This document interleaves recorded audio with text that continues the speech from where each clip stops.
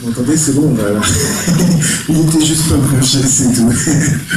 Ben voilà, donc effectivement, c'est vrai que quand on dit ça, quand je fais des conférences, souvent je commence en disant que je suis une personne atteinte de schizophrénie, je suis écrivain et je suis étonnant. Et souvent on me regarde, attends, non, c'est pas possible ton truc, quoi. Ben si, justement, c'est pour ça que je suis là, c'est pour montrer que c'est possible. Je dis pas que c'est pas dur, je dis pas que je suis pas passé par des épreuves très difficiles, mais bon, il m'a fallu beaucoup de temps, faut être très patient avec soi-même dans un premier temps. Mais le rétablissement est possible. Après, c'est vrai que ça se compte souvent l'année, ça peut prendre beaucoup de temps. Mais le plus important, pour répondre à la question, si vous me demandez qui je suis, je dirais que je suis quelqu'un de volontaire, mon parcours en témoigne, je suis quelqu'un d'imaginatif, de social, qui aime aller vers les gens, mais ça n'a pas toujours été le cas. Quand j'étais très malade, je dis j'étais, je me considère toujours comme quelqu'un de malade, mais je suis rétabli, quoi, voilà. J'ai plus de symptômes type voix, paranoïa, etc. Depuis plus d'une dizaine d'années, j'ai plus fait de crise ou de bouffée délirante depuis très longtemps. Et c'est vrai que pendant longtemps, j'ai vécu avec cette épée de Damoclès au-dessus de moi, j'en parlais tout à l'heure, en me disant, mais quand est-ce que tu vas faire une crise, est-ce que ça va te retomber dessus, voilà. Et c'est vrai que je suis très heureux d'être ce soir avec vous, pour pouvoir parler de tout ça. Et voilà, je suis content que vous soyez nombreux, et j'espère que vous allez passer un bon moment en notre compagnie. Pouvez-vous nous expliquer votre parcours? Alors, mon parcours, alors moi, j'ai commencé. Alors, dans un premier temps, j'étais un enfant heureux. J'avais vraiment une famille qui m'entourait, un père militaire, une mère au foyer, donc j'avais vraiment tout pour moi, je pense. Une situation plutôt aisée financièrement. Et c'est vrai que à l'adolescence, j'ai commencé à faire des bouffées délirantes, mais moi à l'époque, bouffées délirantes, je ne savais pas ce que c'était. La schizophrénie, ça me parlait vaguement dans certains films, dans certains faits divers, mais je n'avais pas du tout fait de rapprochement. Pour moi, j'avais juste des moments où j'entrais dans une forme de folie, puis j'avais honte de ça en fait. Donc ma première crise, j'avais 13 ans. Donc je monte dans un bus, et là en fait, dans ce bus, je vois tout au fond du bus, comme je vois là, une fille avec une frange, et dans ma tête, il y a quelque chose qui me foudroie, comme un éclair qui me foudroie à l'esprit, qui me vient me dire, en fait, cette personne-là, elle est en train de parler à son copain, elle dit qu'elle court ce type en parlant de toi. Alors au début, je prends peur, je me mets le plus loin d'elle, c'est-à-dire juste derrière le conducteur du bus, puisqu'elle a été tout au fond. Et puis au bout d'un moment, c'est plus juste elle qui parle, qui dit des choses malencontreuses sur moi, finalement, ça vient tout le bus. Et j'ai l'impression que le brouhaha que j'entends, en fait, ça devient plus un brouhaha, finalement, ça devient des voix, et ces voix, elles sont totalement en compte, c'est toujours des choses très négatives, finalement. Donc je prends peur, je commence à être en âge, je suis en sueur, comme si j'avais fait un footing, quoi. Sauf que j'en ai pas fait. Et j'en rigole maintenant, mais je vous assure que sur le moment, c'est pas évident. Et donc je sors du bus, je pars du bus très rapidement, en me disant que ça va peut-être faire stopper ces voix que j'entends et cette paranoïa, quoi. Et au bout d'un moment, effectivement, ça commence à se calmer en marchant. Ça, c'est ma première crise de bouffée délirante, et c'est ma première, en fait, vraie crise de paranoïa aiguë, quoi. Et c'est vrai que ce qui était problématique pour moi, c'est que ces crises-là, ces bouffées délirantes, elles étaient espacées. J'allais en faire une, puis j'allais retrouver dans un état normal. Donc pour moi, je mettais ça de côté, et puis bon, c'est qu'un événement. Et puis je me disais, ça va plus se reproduire. Et malheureusement, ça s'est reproduit plusieurs fois. Alors moi, j'ai un problème avec les bus. Je déteste les bus maintenant, vous comprenez pourquoi. J'ai mon permis, tant mieux. Mais c'est vrai que j'ai fait plusieurs crises qui étaient liées à des bus. Alors pourquoi, je ne saurais pas expliquer. Mais j'ai fait une deuxième crise quelques temps après, peut-être 1 ou 2 ans après, où là, j'allais faire du basket, parce que j'adore faire du sport. Et je ne sais pas ce qui se passe, j'ai encore un flash qui me tétanise, et puis là je vois mon père qui est dans la maison, dans la cuisine précisément, et qui est allongé par terre avec une mare de sang, enfin une vision assez macabre en fait, hein. Et dans ma tête il est mort, donc je me dis, dans un premier temps je suis des larmes qui commencent à venir, parce que pour moi c'est ce que je crois voir, cette vision que j'ai, pour moi elle est forcément réelle. Et dans un deuxième temps je me dis, je vais rentrer ça devient assez délirant, parce que je me dis, je vais rentrer en communication avec lui par télépathie, avec son esprit qui est entre la vie et la mort, et je vais la ramener du royaume des morts. C'est vraiment ce que je me disais. Il y a un passage dans mon livre sur Clarté qui relate vraiment ça. Et donc, du coup, bah, j'essaie de communiquer par télépathie avec lui, et puis je finis par quitter le bus en me disant, bah, je vais aller voir tout de suite, quoi. Donc, je fais 2 kilomètres en courant, j'arrive complètement épuisé, quoi. Et là, j'ouvre la porte de la cuisine, et je dis à mon père, ah, salut, t'es là, t'es déjà revenu, c'était rapide, dans ton basket. Et là, vision de stupéfaction, enfin, j'étais très heureux que mon père, du coup, bah, soit vivant, mais enfin, là, on sait plus où on est, en fait. Et donc, du coup, je suis allé me coucher, j'ai pas mangé parce que j'étais vraiment fatigué, quoi. Et le lendemain matin, quand je me suis réveillé, j'ai cru que j'avais fait un cauchemar, quoi. Pour vous dire, la réalité et le cauchemar, ou le rêve, si vous voulez, il n'y avait plus de frontières. Et la schizophrénie, c'est aussi ça. Moi, je dis que c'est une vision altérée de la réalité. Donc ça, c'est ma 2e crise. J'ai fait une 3e crise, et le problème, c'est que les crises, vous voyez, elles allaient crescendo. C'est-à-dire que dans un premier temps, c'est une fille qui donne des insultes contre moi. Donc, dans un 2e temps, j'ai mon père qui est mort. Et dans un 3e temps, j'en ai fait d'autres, mais des crises peut-être moins graves. Mais il y avait ces grosses crises qui venaient finalement pour tuer mon adolescence. Donc, je cachais tout ça à mes parents. Quand ça n'allait pas, bah, je m'enfermais dans ma chambre. Je disais que je jouais aux jeux vidéo, alors ils devaient me prendre pour un sacré geek, hein, parce que quand ça n'allait pas, je pouvais rester des heures dans ma chambre. Je jouais pas du tout aux jeux vidéo, c'est juste que j'essayais de canaliser tout ça et je ne voulais pas le montrer, en fait. J'avais vraiment honte, quoi. J'avais peur d'être pris, entre guillemets, pour un fou, quoi. C'est vraiment ça, et j'avais peur que si on me parle, bah, je pense d'être hospitalisé, ou même si je ne savais pas exactement ce que j'avais, mais je voyais bien que ça n'allait pas. Je voyais bien qu'il y avait quelque chose qui n'était pas de l'ordre normal. Il y a cette 3e crise que je vais faire quelques années après mes 20 ans. Donc là, pour vous dire, j'avais raté mon bac parce que j'avais des difficultés de concentration, et j'avais quand même réussi à avoir une capacité en droit qui est une équivalence du bac, donc je suis très fier parce que je vis avec la mention bien. Enfin bref, et après, donc, je suis rentré à la faculté de droit. Donc la première année, c'était assez difficile parce que la fac de droit de Rennes, c'est une des 3-4 plus dures de France, donc c'était assez difficile. J'ai fini par l'avoir, et puis j'ai redoublé la première année, mais j'ai eu la 2e fois. Et puis en 2e année, je pense que j'ai commencé à saturer, je travaillais beaucoup, je sortais très peu, j'avais arrêté le sport en me disant il faut te consacrer à tes études, grossière erreur, parce que je vous expliquerai après pourquoi, mais c'est vraiment pas bon. Et du coup, bah, un jour, il y avait ma copine de l'époque qui était là, et dans mon délire qui commençait à revenir, ça faisait quelques jours déjà que je dormais très mal, que j'étais pas bien. Et dans ce délire-là, en fait, mon père revenait d'un voyage au Brésil par rapport à son travail. Et je me suis inventé un autre univers, un autre monde dans lequel mon père il avait une autre famille au Brésil. Et si on avait des rapports conflictuels, parce qu'à partir de l'adolescence, on va avoir des rapports conflictuels dus aussi à la maladie, je pense, hein, forcément. Et lui ne savait pas trop comment s'y prendre, vu qu'il ne connaissait pas ma maladie, vu que je ne disais rien. Et du coup, bah, on va se retrouver tous à table. Il y a mon frère, ma sœur, moi, ma mère, mon père et ma copine de l'époque, Angélique. Et bah, mon père, en fait, il me regarde, il me fixe dans les yeux parce qu'il doit voir que je ne suis pas bien, en fait. Et moi, je prends ça pour comme s'il voulait me défier, finalement. Et là, il y a cette voix qui revient, qui me dit qu'il faut que je tape sur mon père. C'est quand même un truc, donc moi j'essaye de résister, de me dire, bah non, tu peux pas faire ça, enfin, dans un premier temps, il y a la raison qui arrive, bah, non, tu peux pas. Puis à un moment, la voix devient oppressante, et donc ce que je fais, c'est que comme une pulsion, en fait, je me lève, je bondis, quoi, et je vais à mon père et je le secoue, là, je tape pas dessus, hein, je le secoue violemment, donc du coup, tu as toute la famille qui se réunit, qui nous sépare, et là, c'est rétrospectivement que j'ai pris conscience de l'horreur du truc, quoi, c'est-à-dire que quand j'ai vu, parce qu'après on y repense, les images qui reviennent, les visages d'horreur de ma sœur, de mon frère, de ma copine à l'époque, de mon père principalement et de ma mère, et en y repensant, je me suis dit que je ne veux plus jamais vivre ça, quoi. Du coup, ma mère, elle a bien vu que ça n'allait pas. Là, forcément, ça a été un élément déclencheur, donc on a été consulté, et c'est là que le mot schizophrénie est venu entre guillemets, tomber sur ma tête, hein, parce que je voyais bien que ça n'allait pas, mais je ne savais pas ce que j'avais. Donc le médecin, dans un premier temps, il va me demander si j'entends des voix. Alors moi, maintenant, je lui dis, bah non, ce que vous racontez comme si j'entendais des voix.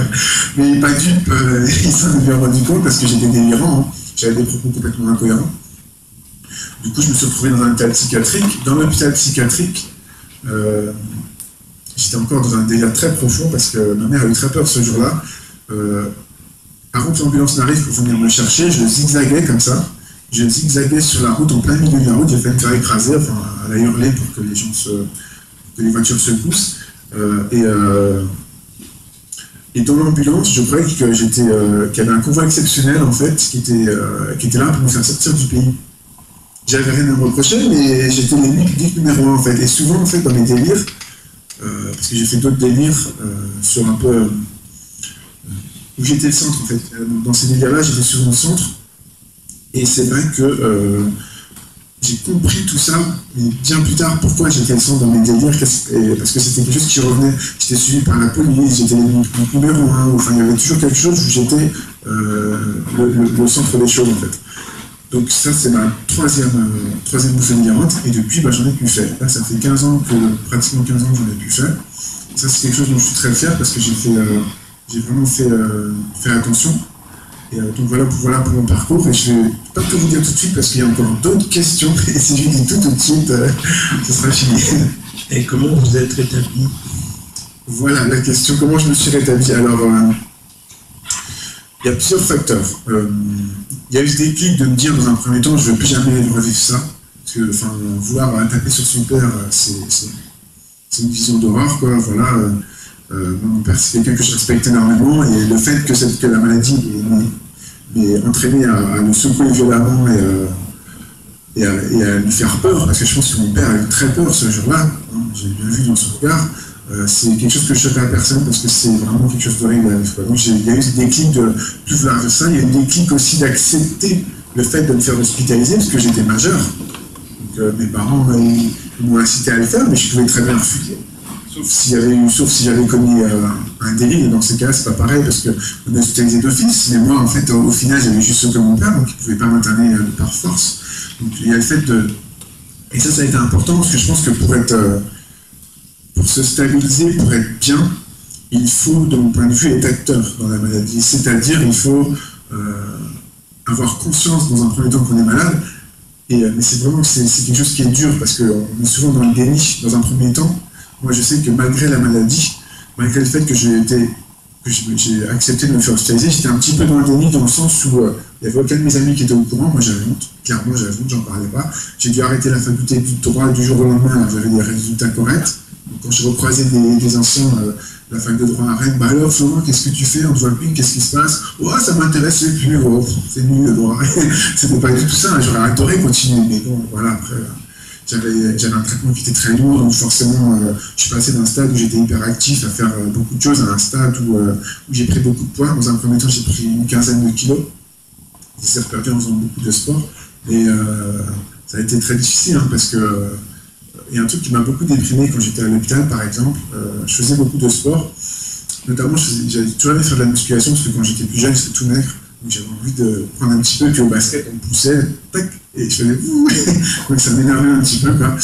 Et c'est quelque chose qui m'a marqué, parce que quand j'ai commencé à être un petit peu mieux à l'hôpital, je me suis dit, je vais essayer de faire quelques pompes. Et j'en ai fait 2, je me suis complètement écroulé, parce que le traitement était trop lourd, et donc du coup, pour moi, c'était très dur. Ça m'a un peu déprimé, mais je n'ai pas lâché l'affaire, je me suis dit, demain, t'en feras 3. Demain, le lendemain, j'en ai fait 3, et puis j'ai essayé d'en faire, il y avait des jours où je n'arrivais pas à en faire, mais j'ai essayé quand même de maintenir même un tout petit niveau. Voilà, de continuer à faire un petit peu de sport, mais c'était un niveau modeste. Il a fallu accepter aussi que mon niveau, dans un premier temps, ne pouvait pas être celui d'avant.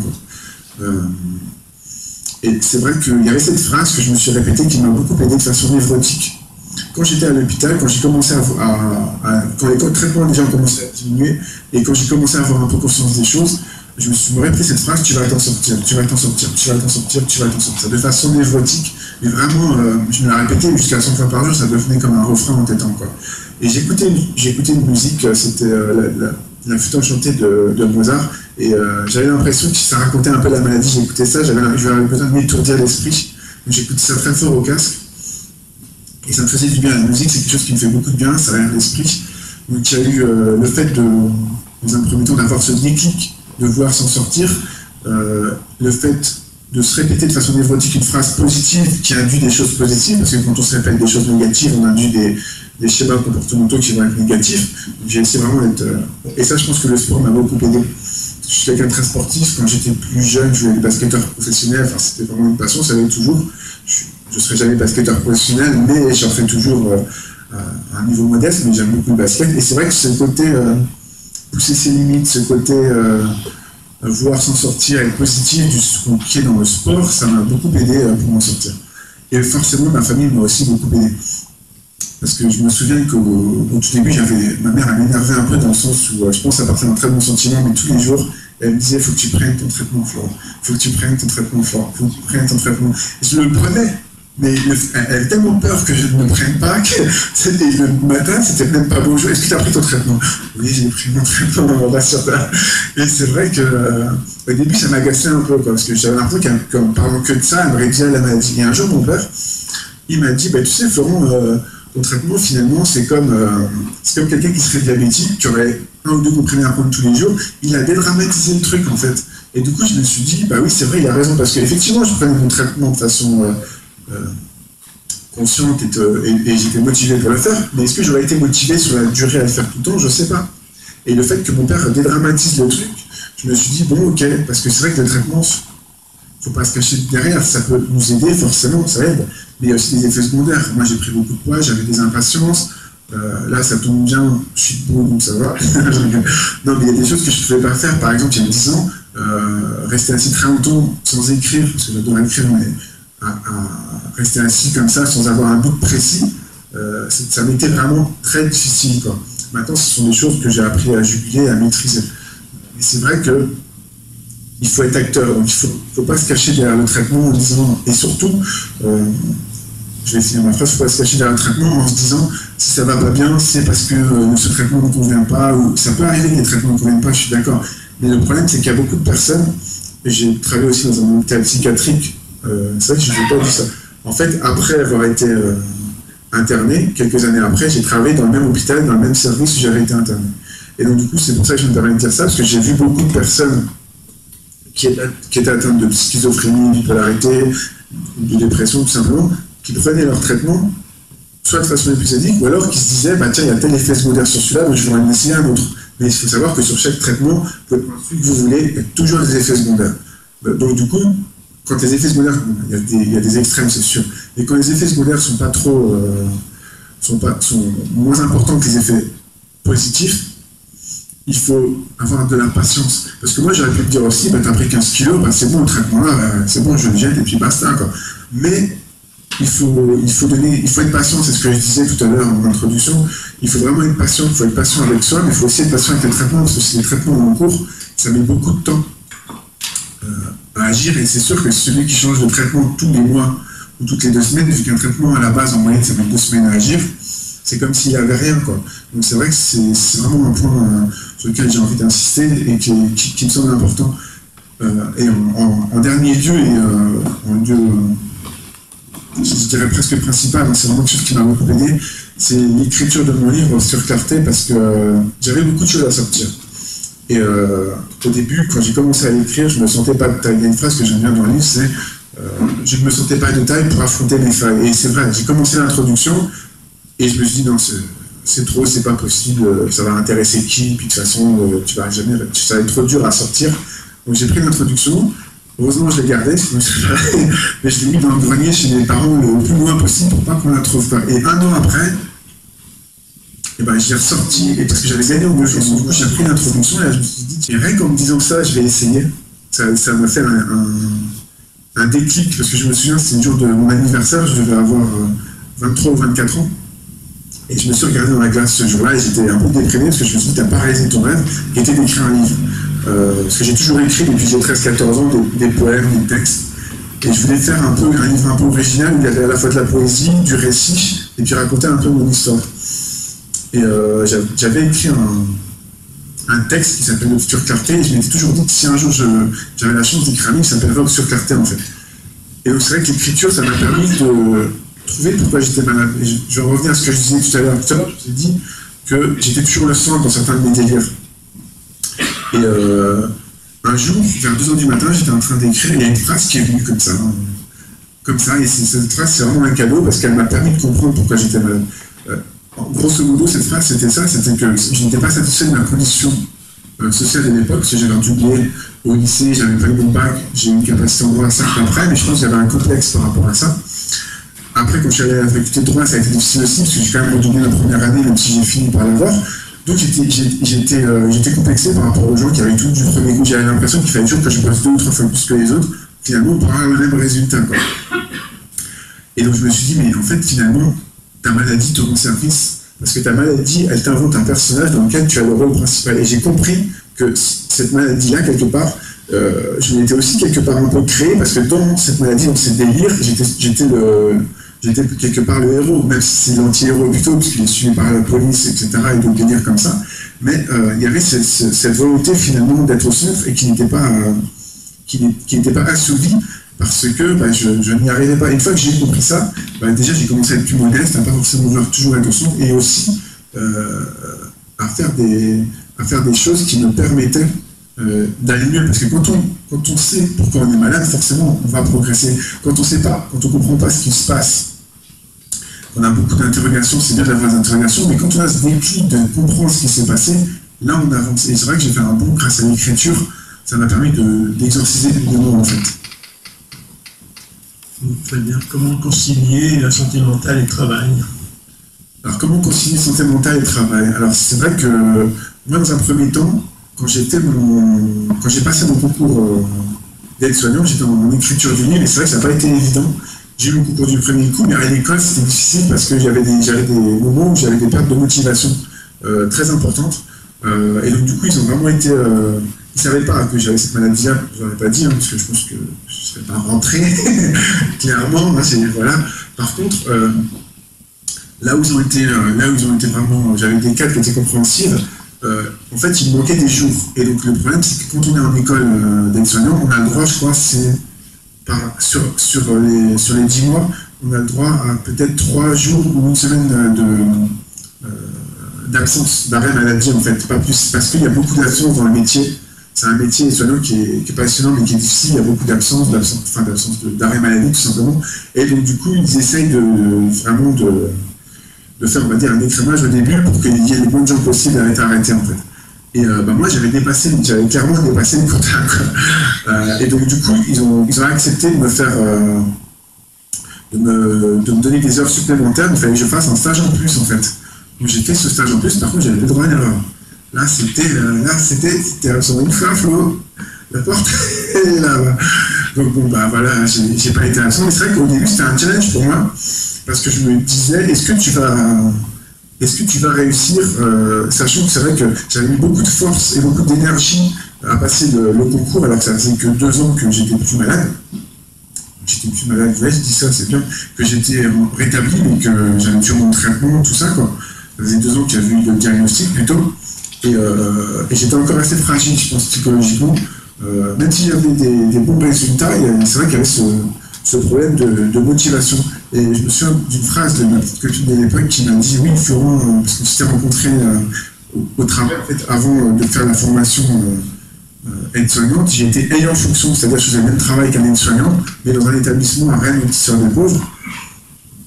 Et donc, c'est là qu'on s'est rencontrés, et elle m'a dit, écoute Florent, je te reconnais plus, qu'est-ce qui t'arrive, t'as plus l'air motivé depuis quelques temps, quand tu étais au sur des pauvres, je t'ai jamais vu t'arrêter, je comprends pas, enfin voilà, si tu continues, je te quitte.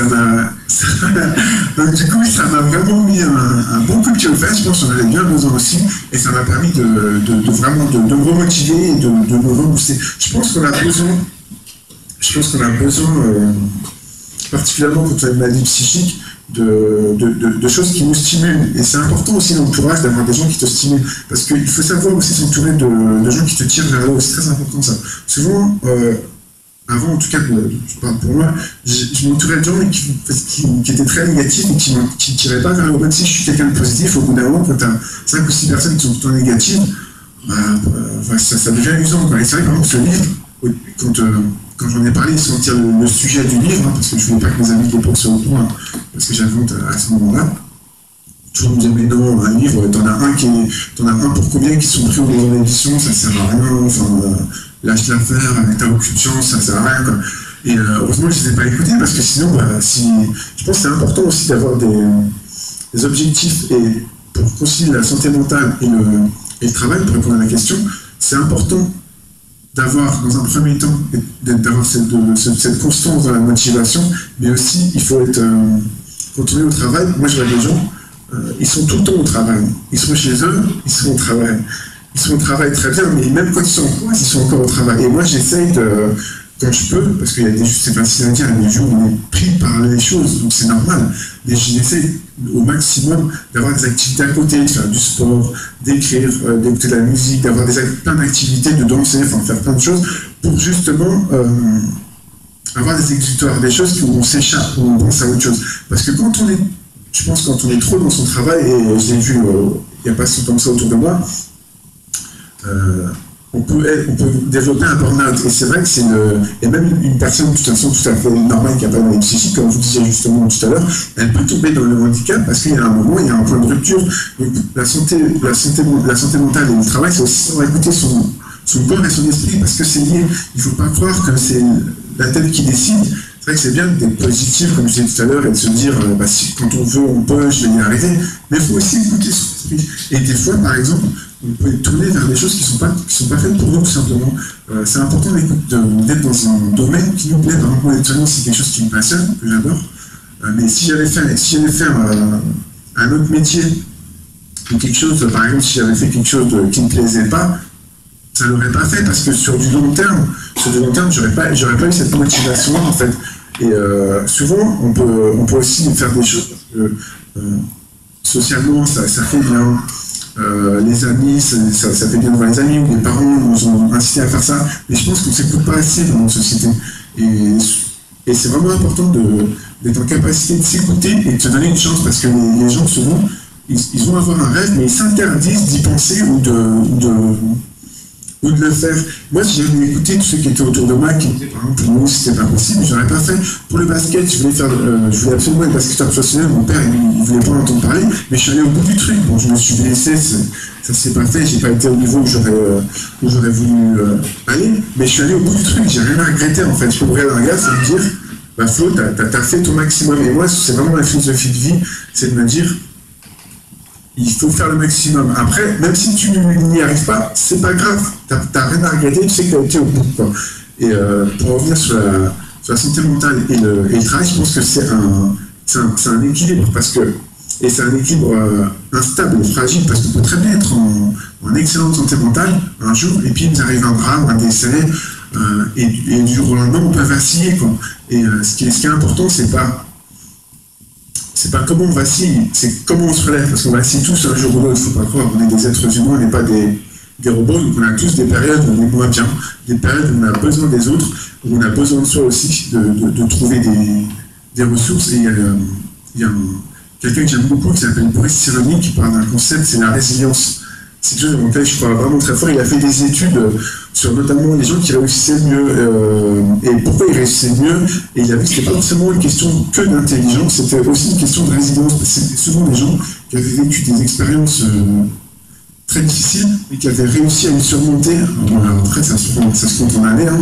Ça ne se vient pas comme ça du jour au lendemain. Mais du coup, ils avaient développé une résilience. Et quand on développe cette résilience-là, c'est quelque chose qui peut nous servir toute notre vie, parce que la deuxième fois où nous arrive une tuile, on sait qu'on s'en est sorti la première fois, donc on se dit pourquoi pas une deuxième fois. Alors qu'une personne qui arrive à 70 ans ou qui n'est jamais rien arrivé, je parle de grave dans sa vie, la première fois qu'il y a quelque chose de grave, elle peut sombrer et ne pas se relever, et ça c'est très difficile, quoi. Donc c'est vrai que il faut vraiment être positif, il faut penser positif, parce que le cerveau il est de plasticité. Donc quand je dis plasticité, c'est-à-dire que si je pense positif, je vais induire des choses positives, je vais créer des schémas mentaux, des neurones positifs dans ma tête. Et malheureusement, on est dans un pays, dans un monde où le positivisme, on ne l'apprend pas trop. Il suffit d'allumer les infos, voilà. Je ne vais pas vous faire un dessin, vous avez compris de quoi je parle. Et c'est vrai qu'on est dans un état d'esprit où on a peur de l'autre. On a peur de l'autre. On se dit, si ça ne va pas dans ma vie, c'est la faute des autres, ou c'est la faute des hommes politiques, ou c'est la faute des Noirs. Non. Si ça ne va pas, c'est ta faute avant tout. C'est aussi ta faute, c'est pas que la faute des autres. Il faut savoir, et il faut savoir des fois se faire violence et se prendre en main. Alors je dis pas que c'est facile, je dis pas que ça fait plaisir, parce que forcément moi quand je me suis regardé dans la glace le jour de 24e anniversaire et que j'étais pas bien du tout en me disant mais qu'est-ce que tu as fait de ta vie, quoi, et que j'ai commencé à écrire un livre, j'ai su me faire violence, mais j'arrêtais même plus à avoir le raisonnement inverse et me dire, bah, finalement, ça sert à rien, pourquoi persévérer, quoi. Et c'est vraiment important, je pense, d'avoir des objectifs et des rêves dans la vie. Parce que j'ai eu plusieurs objectifs dans ma vie. Dans un premier temps, j'ai fait une master professionnelle. Bon, bah, j'ai pas réussi. Mais j'avais rien à regretter parce que j'avais été au bout. Après, j'ai commencé à faire la fac de droit. Je voulais être avocat en matière de droit pénal. Et j'ai pas réussi non plus parce que bah, je suis tombé malade, mais j'ai été au bout du truc, quoi. Et à chaque fois, j'ai essayé d'aller au bout. Alors certes, ça a mis du temps avant de se concrétiser, mais ce que je me dis, et ça c'est une phrase que mon père m'a dit, tu sais Florent, le travail, ça finit toujours par payer. Souvent, ça met du temps, il faut être patient, mais ça finit toujours par payer. Parce que quand j'ai passé le concours plutôt d'aide-soignant, parce que pour payer mes études de droit à l'époque, j'étais auxiliaire de vie auprès de personnes handicapées, et donc du coup, quand j'ai voulu me recycler, ça m'a semblé évident, quoi. Donc j'ai fait une évaluation simplifiée, je ne sais pas si ça s'appelle comme ça maintenant, une évaluation de travail donc, auprès d'aide-soignants. Ça s'est très bien passé, donc ça m'a aidé de continuer dans cette voie. Et c'est vrai que cette évaluation du travail, c'est vraiment quelque chose qui je pense, ça m'a donné confiance. Et je pense qu'on a besoin d'avoir confiance. Parce que quand j'ai dû arrêter la faculté de droit, j'ai recroisé un ancien professeur de physique que je croisais souvent à la bibliothèque de la fac, parce que c'est une bibliothèque ouverte à tout le monde. Et on discutait souvent autour du café. Et puis il m'a dit, bah alors Florent, qu'est-ce qui t'arrive? J'ai appris que tu n'étais plus à la fac de droit. Et bon, je ne vais pas expliquer ce que j'avais à l'époque, j'avais trop honte. Mais il m'a dit, mais tu sais Florent, quand il y a une porte qui se ferme, il y en a une autre qui s'ouvre. Et bah bon, j'étais déprimé, j'étais pas bien, je peux vous assurer, c'était la lumière de ma journée. ça a été quelque chose d'incroyable parce que je me suis dit, ce gars-là, il t'a juste dit une phrase, mais ça t'a ouvert une porte incroyable, ça. Et je me suis engouffré dedans en me disant, mais c'est vrai, c'est pas parce que je peux pas faire du droit, parce que j'arrive plus à avoir cette concentration que j'avais avant, que je peux pas faire autre chose. Et c'est vrai qu'il faut pas se fermer les portes par soi-même. C'est vraiment important, j'ai envie de dire aussi que souvent, on s'interdit de faire des choses. Donc, il y a une phrase que j'aime beaucoup dans un livre qui dit en fait finalement rien n'est impossible, même si tout est si fragile.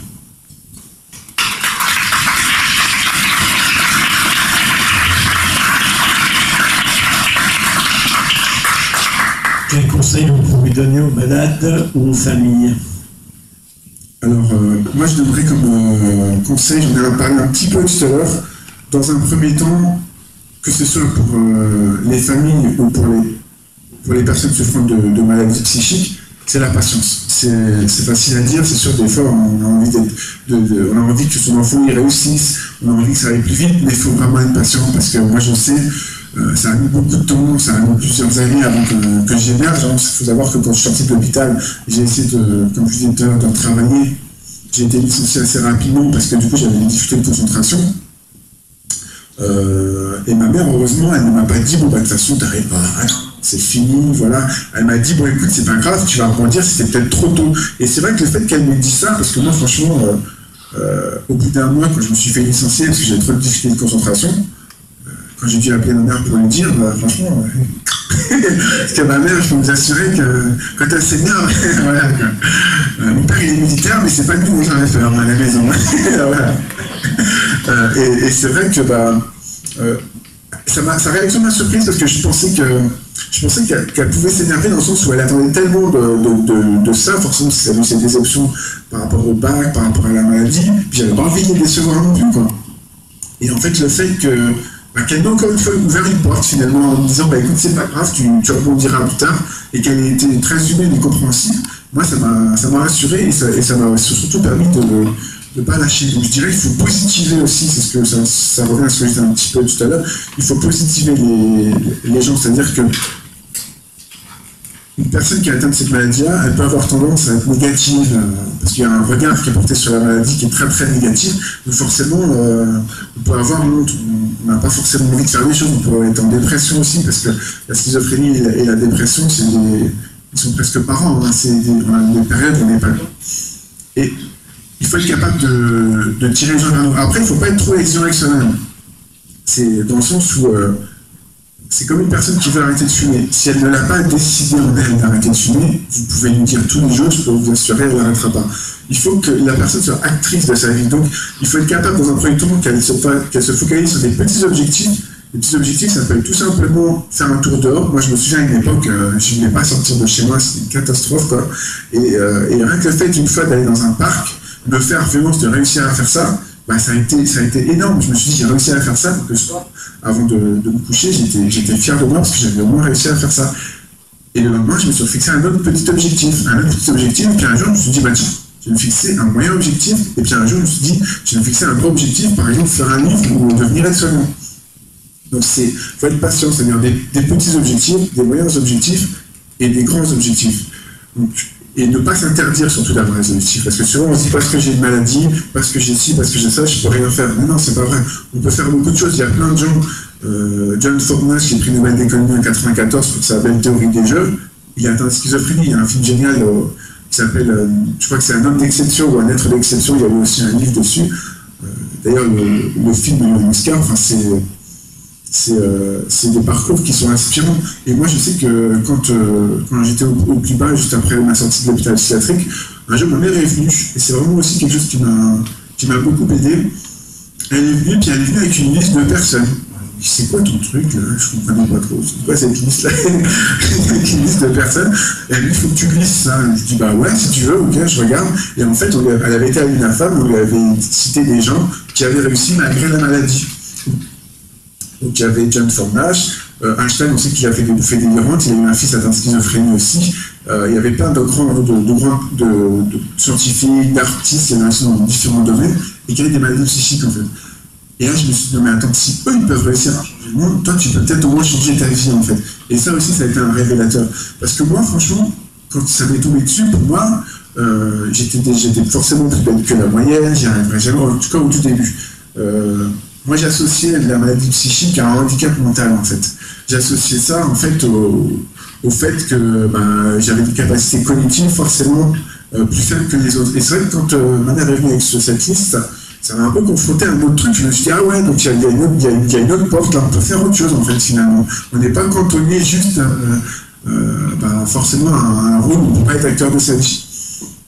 Donc ça a vraiment été un déclencheur. Et après, je dirais aussi, comme conseil aux familles, je pense que quand une personne de l'entourage de la famille, ça peut être un ami ou tout simplement son fils ou sa fille est atteint de cette maladie, la difficulté, à mon sens, c'est qu'on va vouloir la couver des fois trop, même ça part d'un bon sentiment. Je m'explique, on va vouloir peut-être faire les choses à sa place ou essayer, ou essayer de la stimuler, mais en fait la personne, comme je disais tout à l'heure, on peut l'aiguiller, mais la décision, le déclic, c'est elle qui doit la prendre. Donc on peut la mettre en face de ses difficultés, en face de certaines choses, mais il ne faut pas se mettre la pression en se disant si elle, dans sa vie, ça ne va pas, c'est forcément ma faute. Non. C'est qu'elle a une maladie, c'est que c'est pas évident et qu'il faut être patient. Et aussi, je pense qu'il faut aussi s'occuper de soi. C'est-à-dire que si on veut être bien avec une personne, là c'est aussi étonnant qui vous parle, moi je suis jamais mieux avec les gens dont je m'occupe que quand je suis épanoui, quand je suis bien. Forcément, quand je suis un peu moins bien, je vais prendre sur moi, mais ça se voit. Les gens ne sont pas dupes, donc voilà. Et c'est vrai que quand on prend du temps pour soi, quand on a une famille, qu'on n'est pas que focalisé sur la personne dont, entre guillemets, on s'occupe, forcément, on va être mieux avec elle, parce que du coup, on va peut-être être plus souriant, et c'est vrai que c'est pas facile à faire, parce que forcément, c'est des responsabilités, ça peut être utile à certains moments, ça peut être du stress, parce que je pense que c'est pas facile pour la personne qui a cette maladie, mais c'est pas facile pour les familles aussi, ça c'est clair, et du coup, souvent on se met une pression, mais trop importante, du coup, ça peut créer des rapports un peu conflictuels. Moi, j'ai bien connu, à une époque, comme mon père était colonel dans l'armée, ma mère, elle avait un peu des rêves de grandeur pour nous, alors ça n'avait rien à voir avec les baskets. Faut que tu fasses polytechnique, faut que tu fasses ci, faut que tu fasses ça. Et nous, on ne se sentait pas. Et on voyait bien qu'ils projetaient des choses, mais on ne se sentait pas capable, finalement. D'ailleurs, mon frère et ma soeur, je ne sais pas, il n'y a aucun qui a fait polytechnique, c'est bizarre. Mais on ne s'en sort pas plus mal. Mais voilà. Et c'est vrai que. Et ça en revient à ce que je disais tout à l'heure, c'est la patience. Parce que c'est vraiment le maître mot. Si vous me demandiez de résumer ce que j'ai envie de vous dire, je dirais qu'il faut être patient. On dit souvent tout vient d'un point à qui c'est attendre. Je trouve que c'est très vrai. Mais c'est comme par exemple, L'autre jour, je regardais un documentaire sur YouTube et il y avait quelqu'un qui parlait, c'est un coach en développement personnel, et il parlait, je trouvais ça très intéressant, il faisait une petite métaphore par rapport à un avion et par rapport en fait à la motivation qu'on peut avoir dans la vie de tous les jours et au fait qu'on peut s'arrêter rapidement quand on a un objectif. Il y a beaucoup de gens, ils ont un objectif, ils vont faire un pas, l'objectif il est là-bas, ils vont faire un deuxième pas, boum, embûche, oh bah ça sert à rien, c'est bon. J'ai été comme ça à un moment aussi.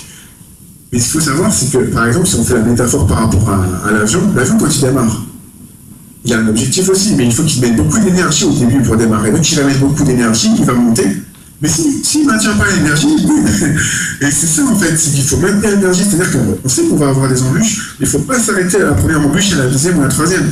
Il faut foncer. Alors je sais que c'est facile à dire, que c'est dur à faire. Moi je l'ai bien vu quand j'ai voulu au début publier mon livre, j'ai eu quelques refus. Clairement, on m'a fait comprendre que certaines maisons d'édition, c'est que c'était trop original pour que ce soit publié. Et puis un jour, il y a une dame qui m'a fait confiance. Donc super, mais si je m'étais arrêté à la première maison d'édition qui m'a dit non, enfin, j'en ai eu des noms. Voilà. Après, ce qui compte, c'est d'avoir au moins un oui. C'est ça. Et c'est vrai que, pour en revenir sur la métaphore sur l'avion, ce qui compte, c'est de maintenir l'énergie dans la durée. C'est pas de la maintenir comme ça, et puis hop. Après, il y a différentes choses. Je pense que dans la motivation, il y a aussi savoir écouter son esprit et son corps. Par exemple, pour très bien être... des fois, on se force à faire des choses. Je m'explique. Par exemple, je pourrais me dire, bah, tiens, comme tu écris un nouveau livre, ou comme tu... Là, j'ai fini la suite de ce livre-là, de Sur Clarté, mais il y avait des jours où je voulais me forcer à écrire. Bah, faut que tu le fasses. Mais en fait, quand on se force trop, il n'y a rien qui sort. Il faut sentir les choses. C'est-à-dire que il y a des jours, par exemple, on va être moins motivé. Ben, c'est pas grave, on va attendre que la motivation elle revienne. Ça sert à rien de faire quelque chose. Je sais pas, dans un projet, quand on est au travail, on est obligé d'y aller, donc c'est pas pareil, hein, forcément. Mais dans un projet comme ça, créatif, il faut savoir s'écouter aussi. Et savoir s'écouter, ça va être se dire, bah, là je vais freiner un petit peu, là je peux mettre les gaz. Mais il faut que l'énergie elle soit quand même constante. C'est comme quelqu'un qui fait du sport. Quelqu'un qui fait du sport, bah, s'il se met au sport et qui fait pendant un mois, il est à fond, il est à bloc, il fait une 3 séances par semaine, mais s'il s'arrête après pendant 6 mois, bah, résultat, quand il va vouloir reprendre, il aura tout perdu, quoi. Alors que quelqu'un qui va faire moins de séances au début, qui va peut-être en faire qu'une par semaine, mais qui va être régulier, et ben lui, il va prendre beaucoup plus, forcément, il va développer ses capacités. Et je pense que c'est important d'être en phase avec soi-même. Ça peut être aussi faire... moi, je sais que, par exemple, je suis quelqu'un d'assez hyperactif, et ça m'a beaucoup aidé quand j'ai commencé à me rendre compte qu'en fait, on n'était pas obligé d'être hyperactif. Qu'on pouvait aussi se poser, être calme, faire de la méditation, j'en fais régulièrement, faire aussi des séances de sophrologie. Il y a quelque chose que j'aimerais bien faire aussi, c'est le yoga, mais ça me fait peur pour l'instant, je crois que je suis pas encore prêt. Ça va venir. Mais voilà, mais je pense qu'il faut savoir prendre soin de soi et s'écouter, et quand on prend soin de soi, on va être encore mieux avec les autres.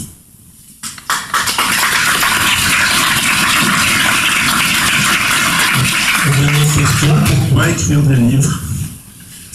Alors, je vais répondre en 2 temps. Alors, pourquoi écrire des livres? C'est vrai que dans un premier temps, quand j'ai écrit, je vais expliquer plus ou moins tout à l'heure, c'était que j'avais besoin d'exorciser mon démon, vraiment de sortir certaines choses. Dans un deuxième temps, j'ai écrit un roman qui n'est pas encore publié, mais c'est vrai que dans un premier temps, on peut se dire, bah, finalement, tu as écrit un livre sur ton histoire, point barre, t'as pas besoin forcément de continuer à écrire. Pour moi, ça a toujours été une passion depuis que j'ai 13-14 ans, et tout simplement, ça me fait voyager, parce que quand je prends ma plume, je peux être n'importe où, en fait. Et ça, c'est génial, il y a un moindre frais. Je pense que ça, c'est pas mal. Et l'écriture, pour moi, c'est comme quand je fais du sport, en fait. J'ai l'impression presque que c'est comme si ça libérait des endorphines dans mon cerveau. Alors après, il faudrait étudier, je ne sais pas si ça fait ça, mais c'est vrai que ça me détend, ça me relaxe, et ça me permet des fois de faire le point. Des fois, j'écris pas que... J'écris toujours des textes et des poèmes, hein, et c'est vrai que ça me permet de me centrer sur moi et d'être en phase, en fait, parce que des fois, on se rend pas compte qu'on n'est pas bien. Et quand on écrit, l'écriture, ça ne prend pas. Quand on écrit, bah, des fois, je choisis pas toujours mes sujets, des fois, je laisse juste les idées venir comme ça. Et il y a des fois, il y a des sujets, il y a des idées qui me viennent qui sont très joyeuses, donc là je vois que je suis bien. Et puis 2-3 jours après, j'écris un truc, je leur dis, est-ce que tu vas publier ça sur ton site? Pas sûr. Bon, je le publie quand même, mais c'est vrai que je pense que ça permet d'avoir du recul, de prendre de la distance. Parce que ce que j'aime bien faire, c'est écrire quelque chose et le relire quelques jours après, quand j'ai un peu de distance. Donc ça permet d'avoir un... Moi, ça a été une vraie psychothérapie pour toute clarté, et je pense que c'est aussi pourquoi j'ai pas beaucoup consulté finalement de psychiatre, parce que je l'ai fait moi-même en psychothérapie. Même si demain ça va pas bien et que je n'ai plus envie d'écrire, j'ai pas honte d'aller voir un psychiatre, voilà. Mais j'en éprouvais pas le besoin en tout cas. Et l'écriture, je pense que c'est... On se sent moins seul aussi quand on écrit, je trouve. On peut inventer des personnages, on peut dire que bah, tiens, je suis à la montagne, je suis dans une forêt, bah, tiens, là, je suis en Australie. Enfin, on peut inventer plein de choses. Et souvent, l'imagination, c'est un pouvoir incroyable, quoi, en fait. Et souvent, malheureusement, dans notre société, on réduit l'imagination. C'est-à-dire que moi, je vois beaucoup de gens ou de personnes, ou en tout cas ce qu'on entend dire dans les médias ou à la télé, c'est bah, de toute façon, il faut un métier sérieux. Les métiers sérieux, c'est quoi? C'est les maths, etc. Bon, en tout cas, c'est ce qu'on nous dit. Mais l'imagination, c'est bien quand tu es un enfant, quand tu décides et tu crées des trucs, quoi. Après, l'imagination, il faut oublier. Moi, je suis pas du tout d'accord. Je trouve qu'au contraire, l'imagination, ça permet de s'ouvrir, ça permet de mieux accepter aussi les autres, le monde, justement. Et ça permet...